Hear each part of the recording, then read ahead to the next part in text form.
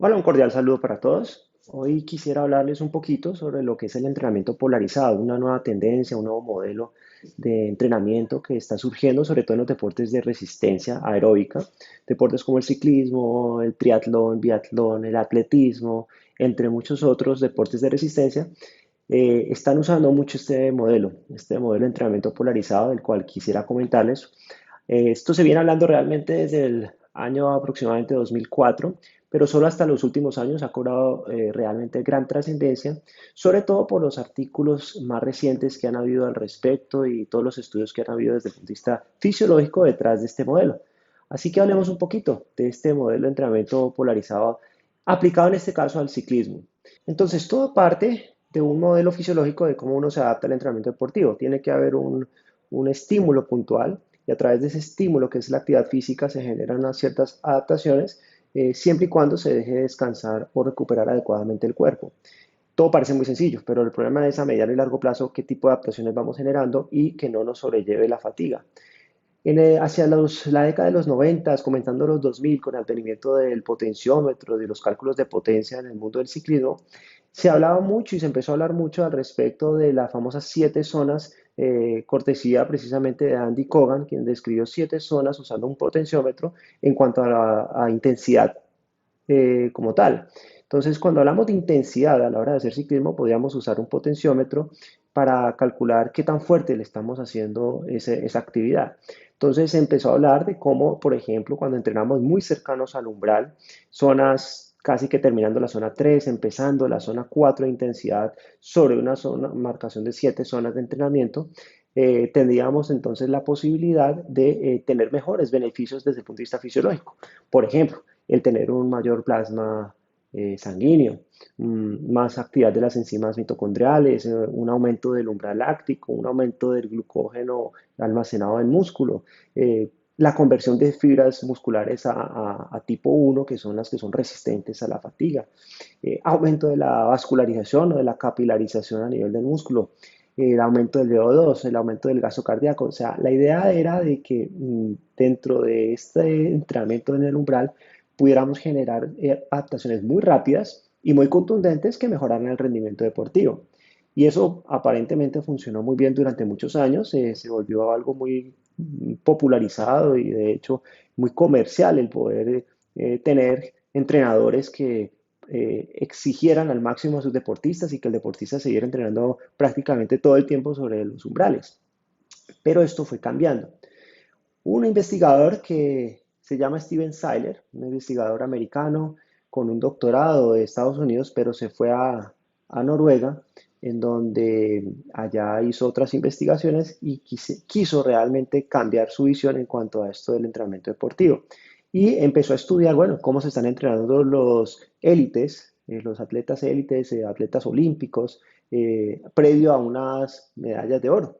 Y en ese estudio que está aquí expuesto, encontraron que de hecho la mayoría de estos deportistas no entrenaban a unas intensidades altas durante todo el tiempo, todo el año.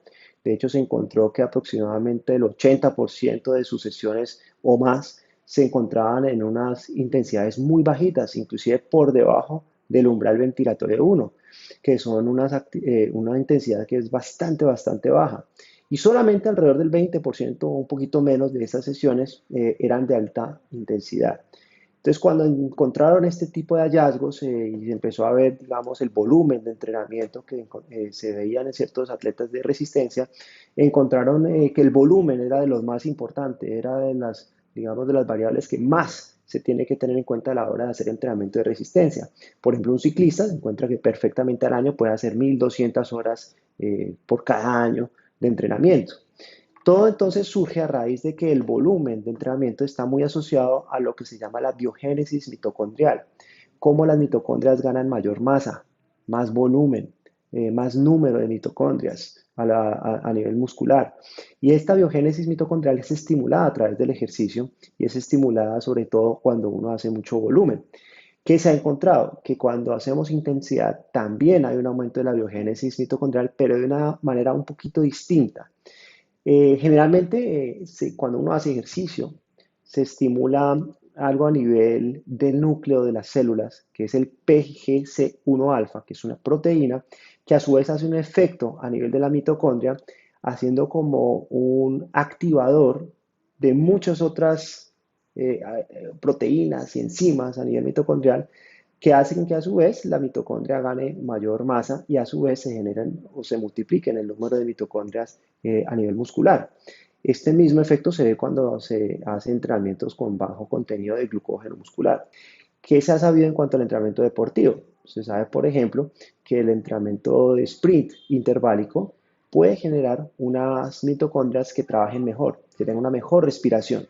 Mientras que el HIIT, el entrenamiento HIIT, el entrenamiento interválico de alta intensidad, puede generar también una mayor respiración mitocondrial, pero también un mayor número de mitocondrias.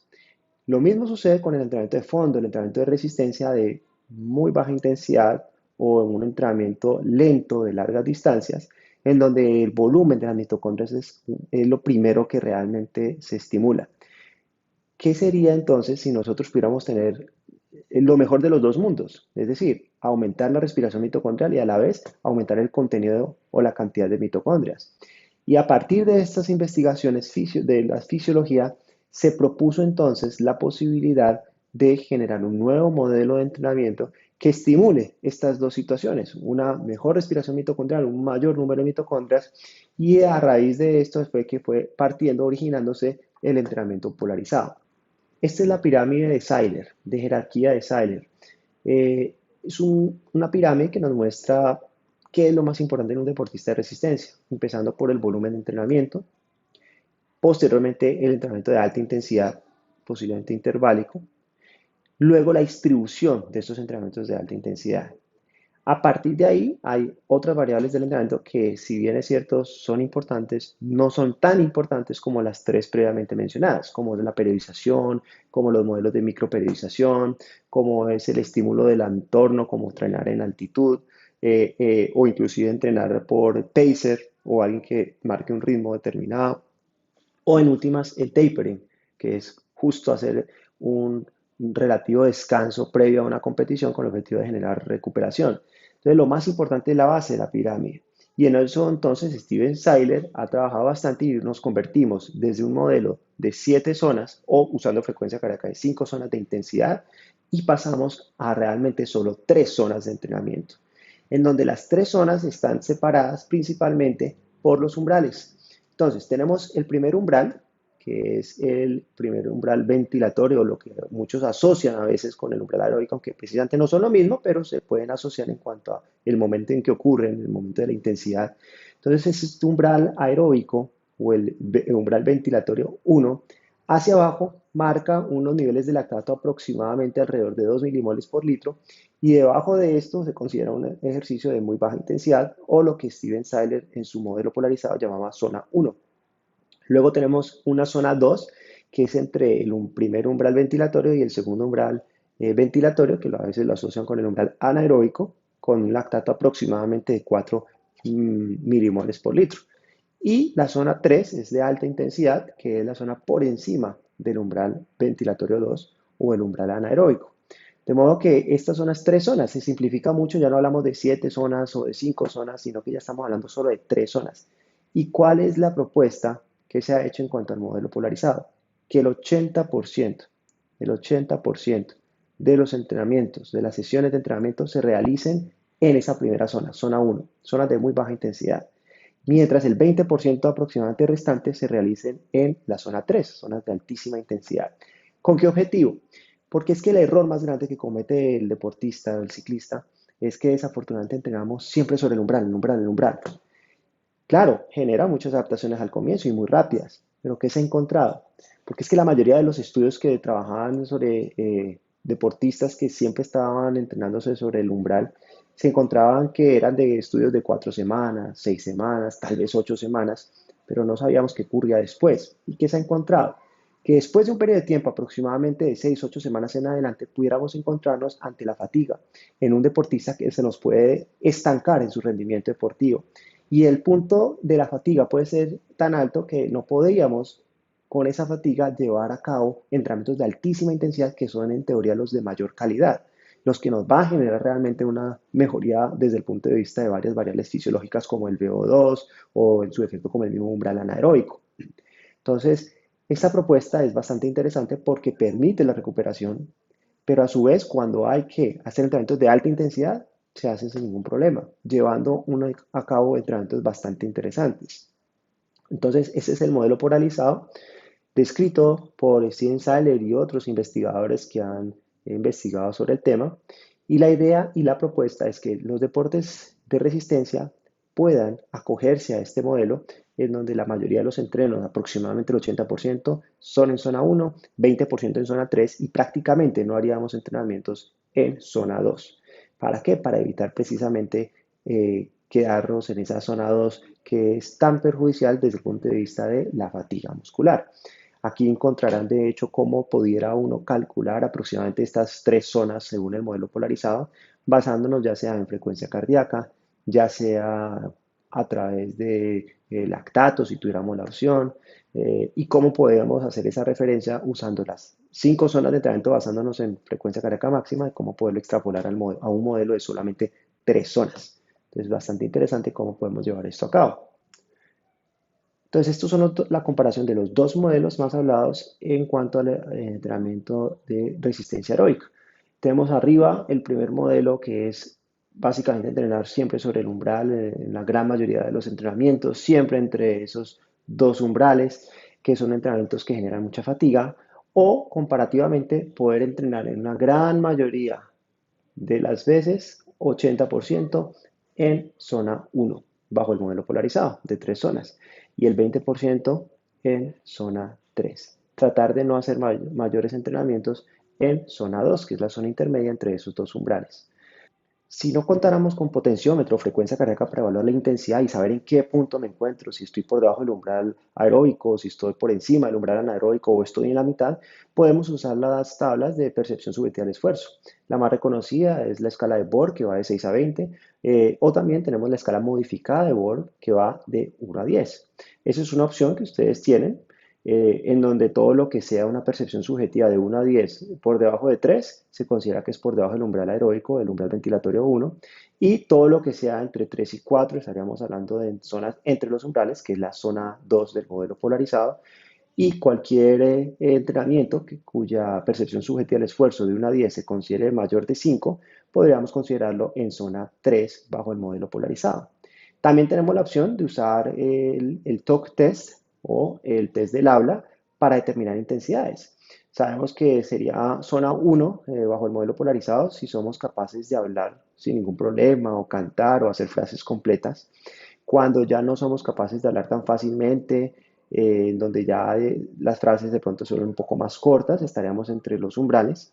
Y finalmente la zona 3 del entrenamiento polarizado podría uno estimarla si ya no podríamos hablar porque ya, digamos, la respiración se vuelve tan rápida que se nos dificulta. Entonces, esa sería la zona 3 bajo el modelo polarizado. Entonces, son diferentes formas, ¿no? Que uno puede calcular intensidades del ejercicio sin necesidad de tanta tecnología, sin necesidad de tener frecuenciómetros o potenciómetros.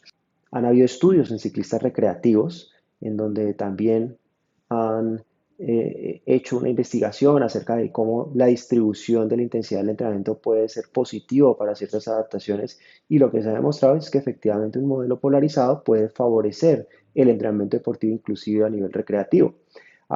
También a nivel élite, como ya lo habíamos mencionado, estudios que se han hecho en esquiadores, en maratonistas, también en ciclistas, todos apuntan a que efectivamente el modelo polarizado puede ser una opción muy viable para tener unas mejores adaptaciones y por ende poder inclusive mejorar el rendimiento deportivo en competición. Aquí hay otro estudio de 6 semanas de entrenamiento polarizado que efectivamente también encontró que había unas adaptaciones fisiológicas y de rendimiento mucho mejores que usando un modelo de entrenamiento constantemente en zonas de umbrales o lo que llamaríamos zona 2 bajo el modelo polarizado. Entonces, fíjense que todos estos estudios que les estoy mostrando son estudios que efectivamente avalan este modelo. Incluso tiene también connotación desde el punto de vista del sistema nervioso autónomo. Para aquellos que son muy interesados en la variabilidad del ritmo cardíaco como un método para evaluar el sistema nervioso autónomo y su equilibrio, pues fíjense que se ha encontrado que los entrenamientos muy intensos son los que generalmente conllevan mayores desequilibrios autonómicos que conllevan producto de la fatiga. Ahora, se ha encontrado que el modelo polarizado permite tener una menor o un menor impacto en el equilibrio autonómico, pudiendo entonces también reforzar la idea de que este entrenamiento permite una adecuada recuperación y podemos eventualmente usar este tipo de entrenamientos para poder de pronto tener un rendimiento que puede ser inclusive más prolongado durante el macrociclo o el año deportivo de lo esperado. Entonces, fíjense que como definitivamente todos estos estudios que les estoy mostrando, todos concluyen básicamente la misma situación en cuanto al entrenamiento polarizado se refiere, inclusive a nivel junior han habido estudios en ciclistas juveniles que también se ha encontrado que este modelo puede ser apropiado. Incluso hay revisiones sistemáticas sobre el entrenamiento polarizado que también ustedes pueden perfectamente leer. Ahí les dejo pues el artículo y todas las referencias bibliográficas en cuanto a este modelo. ¿Cómo sería una propuesta de un microciclo de entrenamiento polarizado? Vamos a proponer un microciclo de 7 días en donde si seguimos el porcentaje propuesto por el entrenamiento polarizado de 80-20, serían entonces 5 a 6 días de entrenamiento en zona 1, es decir, zona de muy baja intensidad, ojalá alto volumen, y 1 a 2 días en zona 3, que es la zona de mayor intensidad bajo este modelo. Ese sería un esquema de microciclo polarizado de 7 días. Ahora, si tuviéramos un microciclo polarizado ya de 10 días, porque a veces algunos deportistas no pueden entrenar muchas veces a la semana, entonces nos toca alargar un microciclo a 10 días, el equivalente sería entonces trabajar 7 a 8 días o 7 a 8 sesiones de entrenamiento en zona 1 y 2 de esos días serían en zona 3. Con esto concluimos este repaso teórico de lo que es el entrenamiento polarizado que se puede aplicar no solo en el ciclismo, sino que en cualquier entrenamiento de resistencia aeróbica. Hay propuestas que esto puede inclusive llevarse a otro tipo de deportes en donde las modalidades de pronto no son netamente aeróbicas, como lo pueden ser deportes intermitentes, como el fútbol. Y existe también la teoría que este entrenamiento también puede utilizarse en los entrenamientos de fuerza. Lo que pasa es que habría que esperar qué dicen los estudios al respecto en los próximos meses, en los próximos años, en donde empiezan a haber cada vez más estudios relacionados con este modelo. Entonces, espero que haya sido de gran utilidad. Espero verlos en un próximo video en donde estaremos hablando sobre lo que es el entrenamiento inteligente y cómo entrenarnos de una manera cada vez más inteligente con el objetivo de conseguir nuestros resultados esperados. Les envío un gran saludo. No olviden suscribirse a este canal, jaimeandresroa.com. No olviden activar sus notificaciones para que puedan recibir esas notificaciones apenas se lancen estos videos que vienen próximamente. Que estén muy bien.